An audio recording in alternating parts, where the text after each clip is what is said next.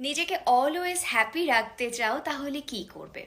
Number one, যে নিজের সারাদিনে অনেক কাজ অনেক পরিশ্রম তো তুমি করো, নিজের জন্য অ্যাটলিস্ট 15 মিনিট 30 মিনিট বের করো যেখানে তুমি তোমার প্যাশনকে সময় দেবে।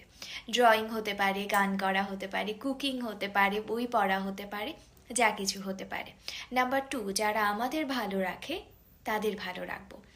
যারা আমাদের কথা ভাবে তাদের জন্য যদি একটু সময় বের করতে পারি, তাদের যদি হ্যাপি রাখি, তাহলে আমরা হ্যাপি থাকবো। নাম্বার থ্রি, অনেকেই তো তোমাকে বাজে কথা বলবে, অনেকেই এমন কথা বলবে যেটা তোমার জন্য ঠিক নয়, সেই কথাগুলোকে কখনোই গায়ে মাখবে না। নাম্বার ফোর, মাঝে মাঝেই তো আমাদের রাগ হয়, আমরা মেজাজ হারিয়ে ফেলি, সেক্ষেত্রে কি করব? অলওয়েজ নিজেকে কাম রাখার চেষ্টা করব এবং ডিপ ব্রেথ নেব।